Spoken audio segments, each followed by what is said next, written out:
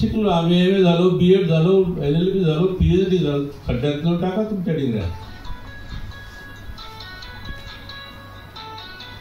माझ्या दृष्टीने त्या अशा पदव्यांना मी जाळून टाकणारा माणूस आहे. मला ते मान्य नाही. भूमिगत आणि बेसिकली जो वर्क करतो समाजासाठी, जे बाबासाहेबांनी केलं आणि सांगितलं, त्याची मला गरज आहे. आणि सर्वात मोठा धोका जर आम्हा आदिवासींना असेल तर पोट जातींचा धोका आहे, जो सर तुम्ही सांगितलाच नाही. मी असंही म्हणालो होतो, माझं ऐलान केलं होतं की माझी मुलगी कोणत्याही आदिवासीला मी देऊन टाकेन. प्रधानाला दिली पाहिजे असं नाही, गुंडाला दिली पाहिजे असं नाही, पण तो आदिवासी असला पाहिजे. आणि आजही मी त्या भूमिकेवर आहे.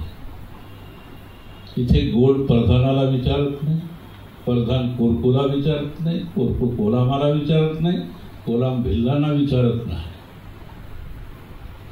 आपापल्या धुंदीमध्ये चिकार जगून जाणे मस्तीमध्ये. आणि दुर्भाग्य हेही आहे की या जातीय नावाने ही साहित्य संमेलन घेण्याचा प्रयत्न सुरू झाला आहे. Bhavani sir, for your kind information,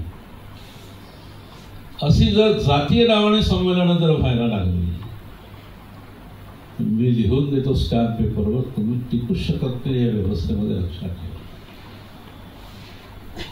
टिकायचं असेल तर निश्चितपणे आपली अस्मिता, आपली मूल्य, आपले संस्कार सगळे नव्याने जागृत करा. पण अहंकार येऊ देऊ नका. बोलणीमध्ये म्हणतो सारा आदिवासी उंदी आमट, म्हणजे सर्व आदिवासींनी एकत्र व्हावं. पण प्रत्यक्षामध्ये जगताना मी गोड, मी प्रधान, मी तो हे फलाना, इचका ढमका, हे सगळे सांगत असतो आम्ही.